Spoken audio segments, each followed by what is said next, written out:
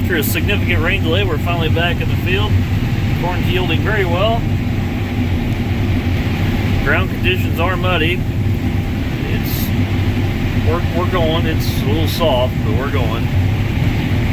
In our soil types, we have clay underneath. And it's not clay everywhere, so we'll have pockets of soft, but generally speaking, we have a lot of clay.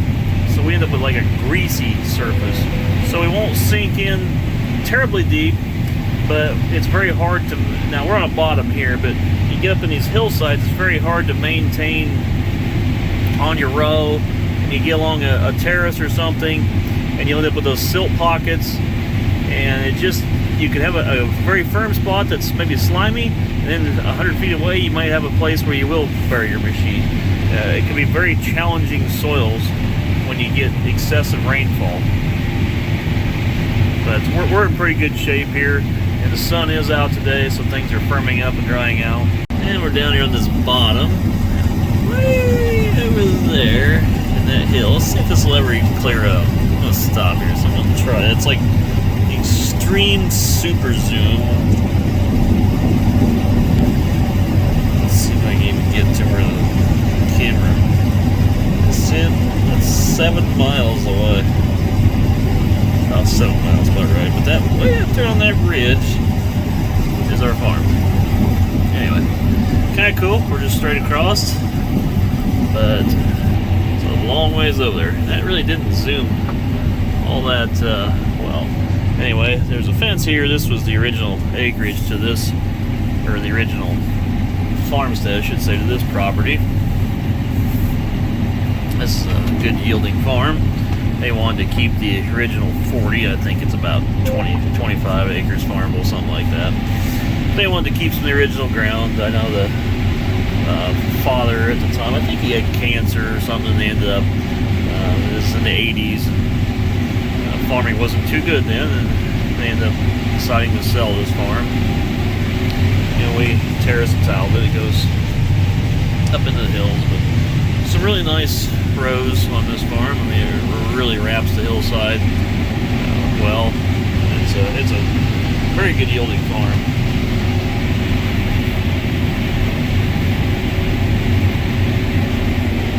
Well, you guys can tell, I mean, there is bottom grounds around our areas. Primarily we're in the terraced land. I received a comment that said that it was interesting to see how different farmers farm the land. And that's very true. That's one of the great things of YouTube. This is really considered a river valley. It's way down under the tree line would be the river. Ah, such a beautiful tractor. Back to the combine. And I can't be much happier than this. This is Pioneer 1380 and then 1108Q. Both varieties have been neck and neck on yield. Quite happy with the results that we're getting here.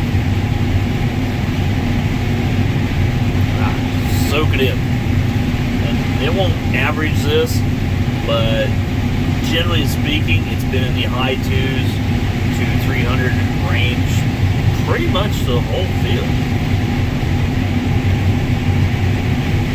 Farming is interesting. What we get on this farm may be better than what we got on a farm 5 miles away. Different rainfall, different land topography, different soil types, and it changes drastically in very short distances. I just listed some varieties of corn that we plant. Typically we plant 109 to 117 day corn here, and group 2.8s through 3.5 beans. But it's amazing how just 60 miles away, either north or south, that can change. And change quite a bit for that fact. I get a lot of farmers that watch my channel, and I, being a farmer myself, watch other farm channels when I have the opportunity to do so. So when I received the comment, it's interesting to see how we farm in the terraced land.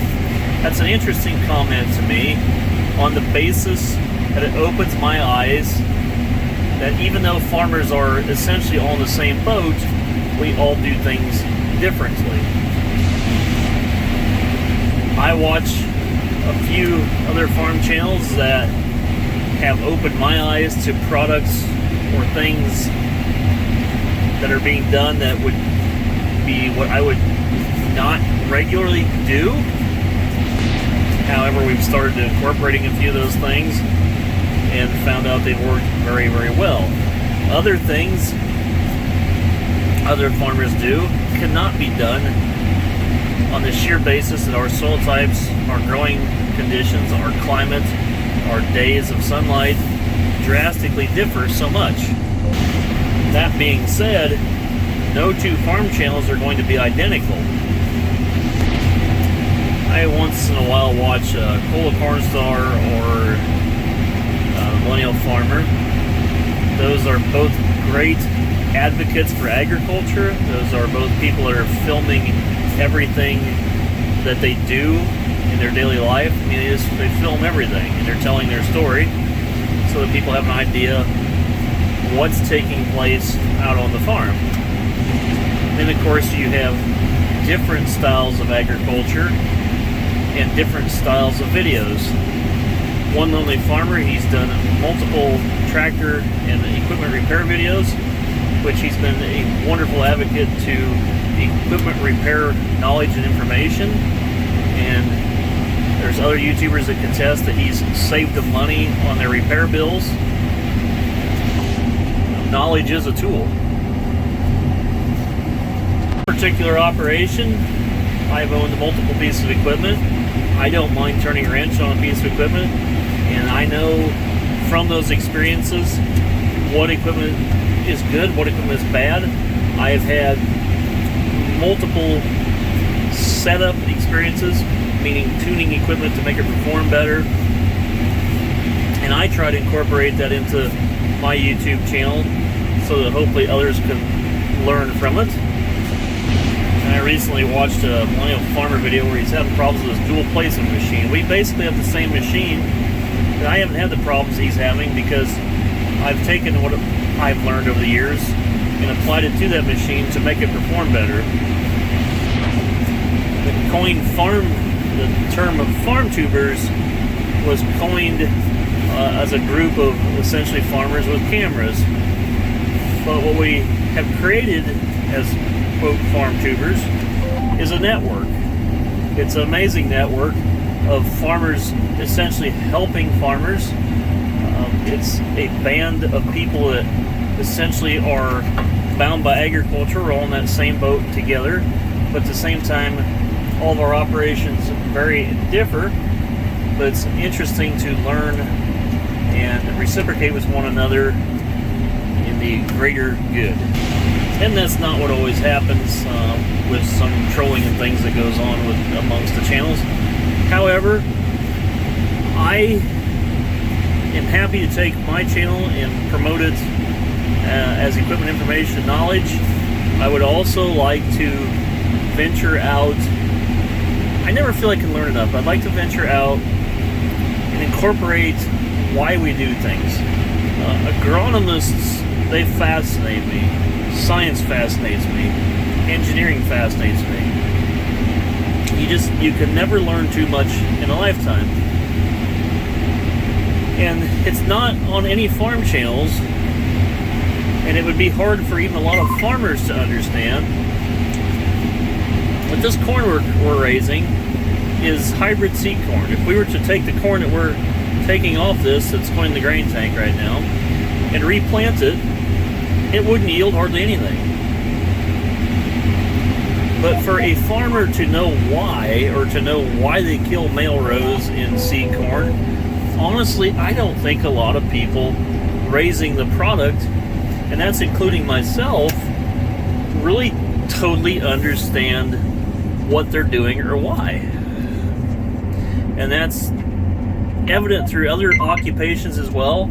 You know, does the person in the auto assembly plant know specifically why an engineer chose to have a certain gauge of steel or a certain tensile strength? But those are all things that we can learn. And by utilizing this network and utilizing YouTube as a tool, it allows us to learn these things, to share these things. And time to take a walk. Give me a chance to check out that fine cut stubble. Showing you guys what the old auger platform can do. Nice, cut pretty low, below the pods. No beans out here. And we're waiting. Loaded and waiting.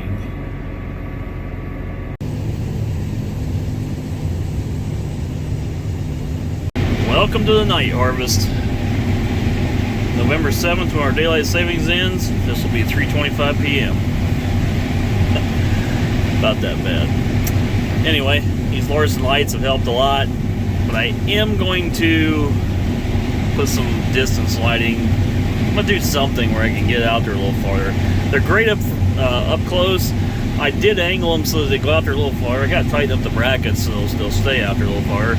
But I just don't have a great distance. I mean, if you guys see it, it's just kind of like driving off into the black abyss. You can see what's in front of you, but you just can't see way out there. Or maybe I should have said, we'll put some on the next combine.